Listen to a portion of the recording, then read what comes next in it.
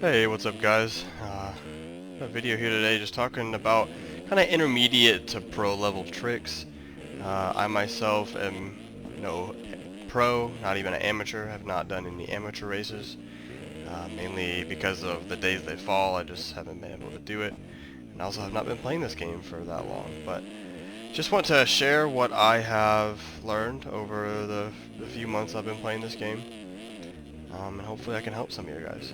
Right now this track is JGMX Loretta Lynn's. I believe this was released in 2018, and also I believe it's the most recent Loretta Lynn's, being that we're in the week of the amateur races, the big amateur race, so that's why I'm on this track. But yeah, I want to go over a few tips, really specific, that I feel like some other videos don't really go over.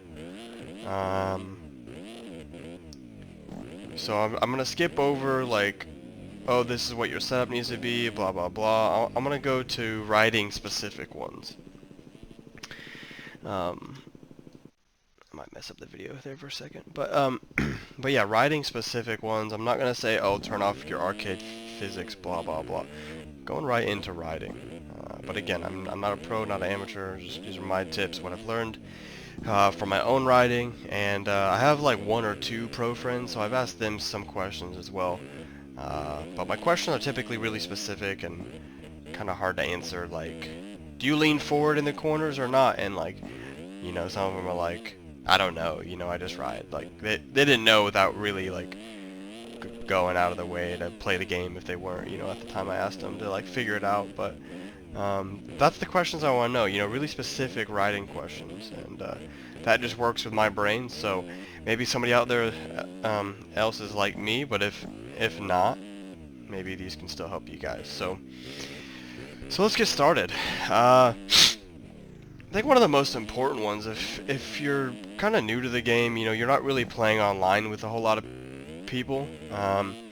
So if you do play a lot of single player, you really want to play with erosion. And if I'm not mistaken, only certain tracks have erode. The track has to be built for erode, I think. Don't quote me by that.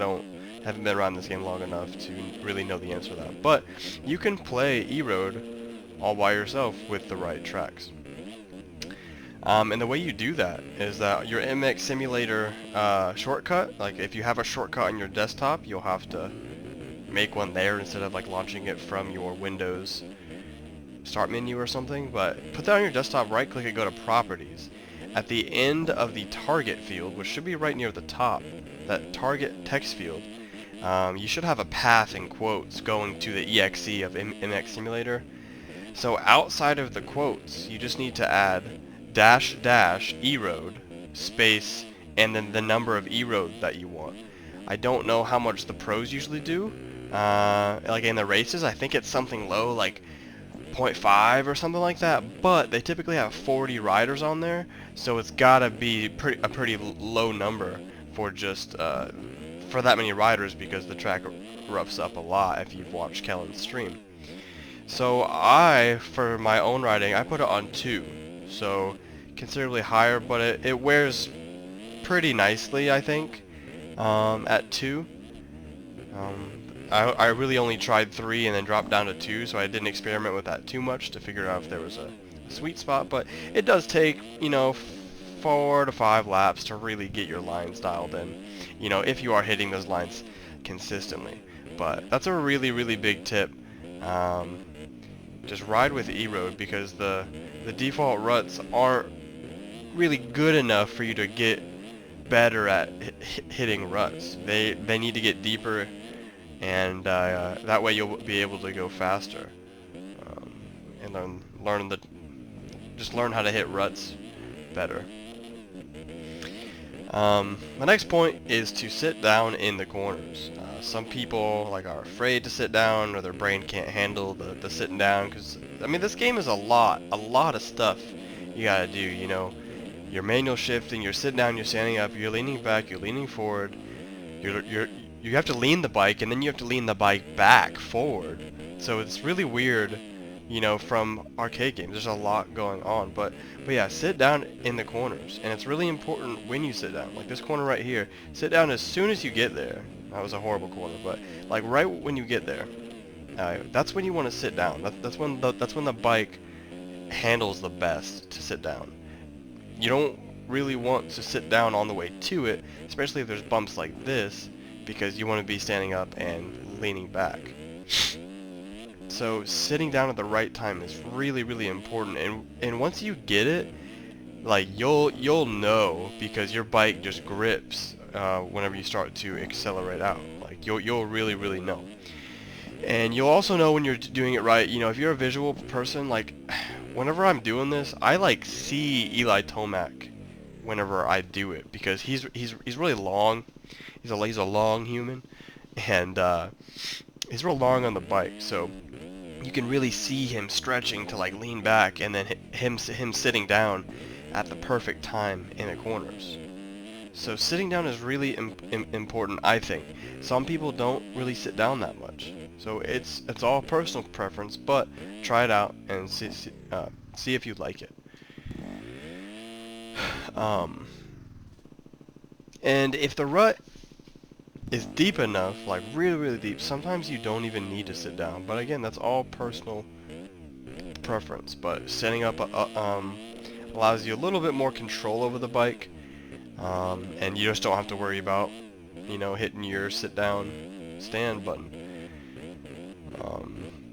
And just a setting I would recommend is the sticky, the sticky sit dab, so that you just press it once, and then you press it again to lift it up rather than holding it.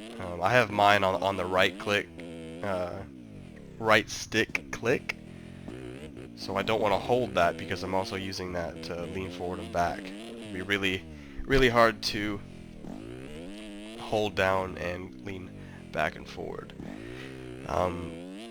Speaking of leaning forward, outdoors it's not really necessary to lean forward, except for whenever you're accelerating right at the beginning of like right after a crash, so that you don't loop out.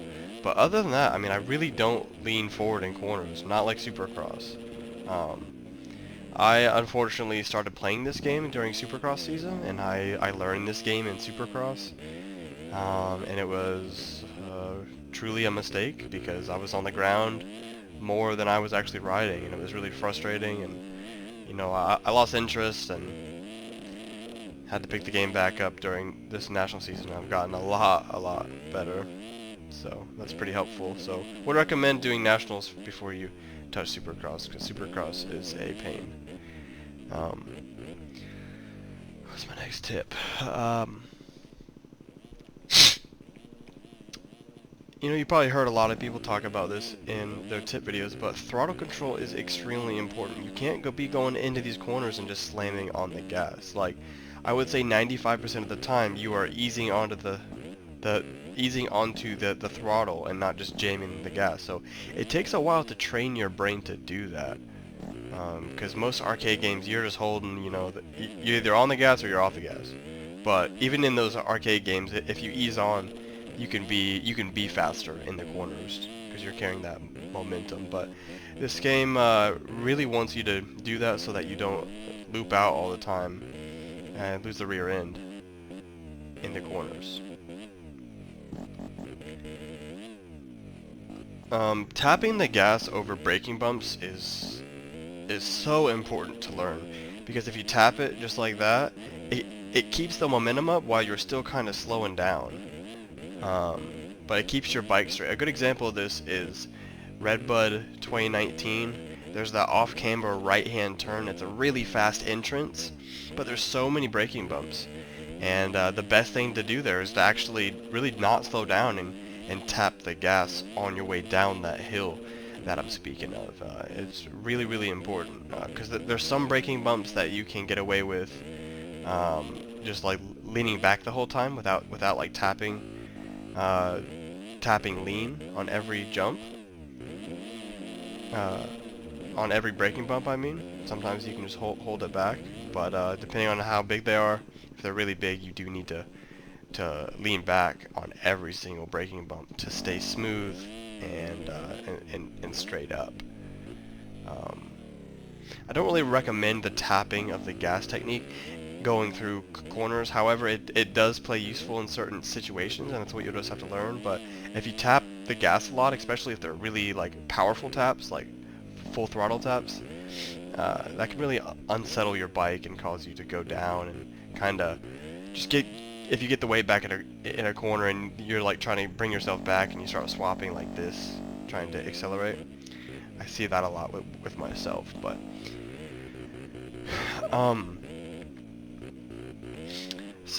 the next tip is something that Alexis Leclerc does 100% of the time. It's his riding style. So this next tip is personal preference, but entering a corner in a higher gear. Like I'll enter this in 5th, and I go really fast, but it keeps the bike very, very stable. The bike stays super stable because the rear wheel is not locking up from you downshifting.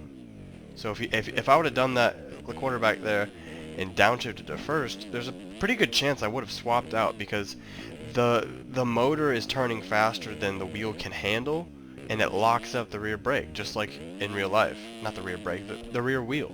So the rear wheel actually like locks up and is struggling just to rotate because that's not the speed the gears want to be at. So that could be an important tip for somebody. I mean, it does feel really good, but sometimes it's just way too fast, and I can't handle the speed that that comes with it because I rely on the engine braking a lot in my riding style. So I personally don't really do that, but it can be really, really useful. And then another tip is that when you're entering the corner in high gear, sometimes it's okay to stay in a high gear as you begin to accelerate. That makes the bike stay pretty stable because if you're in a really high gear, your bike has zero opportunity to spin out on you. So you can accelerate in a higher gear and then downshift on your way out once you straighten up, and then you can go through the gears as needed. So that was kind of like a 2-in-1 tip.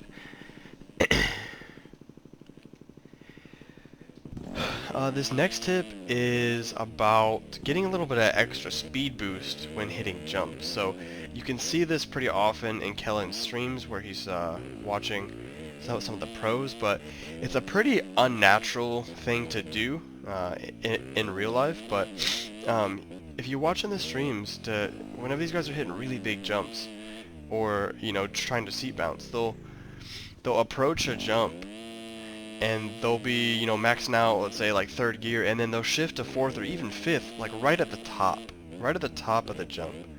And what that's going to do, that's going to give you an extra little speed boost. I'll do it right here, I'll try at least, to get into these 10 commandments. I'll start in 2nd and shift to 3rd, right at the face here to get a little extra boost, and I actually tripled in. I really haven't tripled in very much.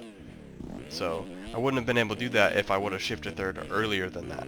It just wouldn't have worked, unless I really got a good drive. So that's a tip the pros use all the time. So on huge jumps, you just shift right at the top, with a few feet left, just so you get some power to the ground there, and it does give you that extra distance. Tip for whenever you crash, don't just try to hold the gas the whole way as your dude's trying to straighten back up. That's just a recipe for you to crash again and take forever to get back going. And you really gotta ease on the throttle to get started as well, because you'll just keep spinning out and you might crash again, and then you're down for even longer than just one crash. You got 2 crashes at that point, and that is not what you want at all. And it's also a good idea to get back up and start in a higher gear, and then once you get going, downshift and go through the gears as needed. But you start in a higher gear, it prevents your rear wheel from spinning a little bit. Depending on the lean angle of your bike as you're coming up, it can still spin even in 5th gear. It's kind of weird. But those are some good tips on getting back up. One of the tips I got from one of the pros was putting the brakes on one button. So my left trigger has the left is the front and rear brake. So if you don't care about oppo whips where you have to slide the rear brake going up the face of a jump to do, put them on 1, and that reduces the amount of buttons that your brain has to handle, you know, with all the stuff you have to do. Sit down, stand up, lean forward, and yeah, etc. So, and you stop really fast just with 1 button. So that's pretty nice. Make sure your settings for front and rear brake are on anti-lock as well. That's what I run them on. Let me try that gear boost again. No, not gonna make it here.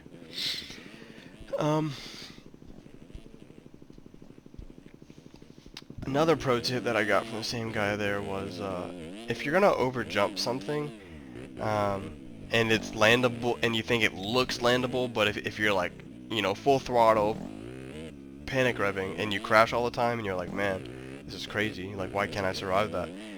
A good tip is to hold the brakes, whether you have them on 1 button or 2, hold the brakes as you land, and it will prevent you from crashing for some reason. Like, sometimes you're like, wow, I can't believe I saved that. You know, there is a limit, you know, to how far you can overjump something, but like right there, I held the brakes really hard right there because I was going into the face of that. If you do it wrong, like, you'll just fall right there. So that'll keep you off the ground a lot.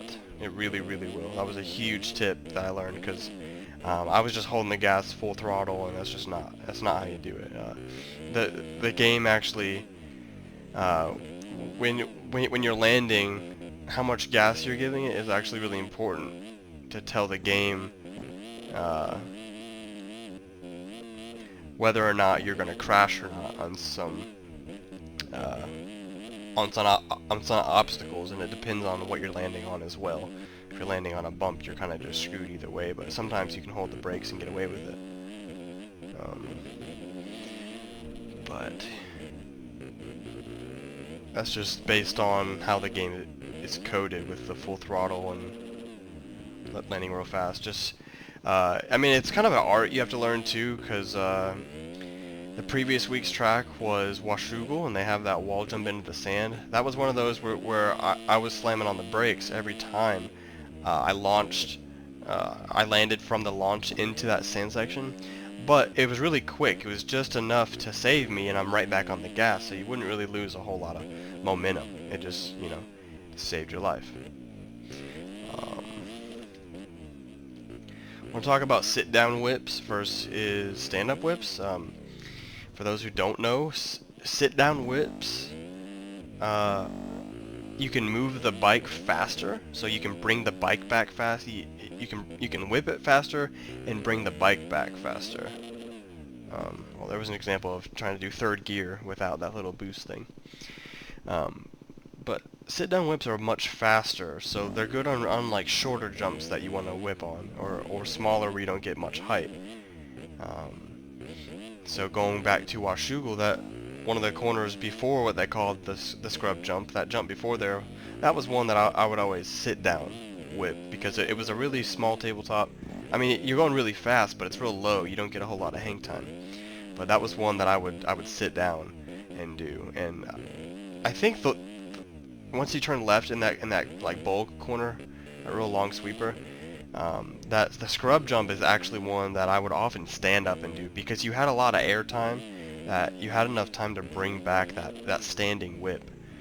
So it's really important to do both of those at certain times. So you just gotta ride the track and try one or the other, and they'll fit better for you. And I feel like for a sit-down whip, and sometimes the standing whips, it's nice to here, I'll see if I can do a sit-down whip here. It's nice to lean forward, going up the face, and then, of course I'd ruin it. It's nice to lean forward, going up the face, and then doing your lean back to whip. I'm gonna go back and try it again. It's also another tip when you're getting up, just try to feather the throttle. Instead of easing onto it, you can do that. Alright, so I'm going to do a sit-down whip here, but leaning forward, going up the face, and it feels a little bit better, but I'm not a great whipper, so I'm not good at displaying that. And then my last tip for you guys today is if you're hitting a hay bale, this track doesn't have a great example of it, but if you hit a hay bale that you can go through, you have to learn to try to lean forward and try to take that hit into a front flip, because more than not, you'll actually front flip and be completely okay, you know, depending on the speed and of the rotation and everything. But you really got to learn to front flip those hay bales if you're going to hit one, and that will save you many crashes in the future. But other than that, guys, I know this is a long video, but those are really the tips that I wanted to give. You know, pretty specific stuff. I really hope that it helped you guys, but if you guys have any questions, you know, I'll try to answer them. I mean, I'm not a huge sim guy. I don't know everything.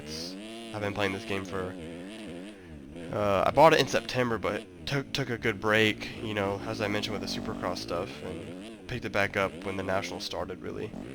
And I've gotten a lot better, and that's about, you know, just a few months of really playing it again and trying to learn. So I'll try to answer the questions that I can, but not extremely knowledgeable on this game. But, oh yeah.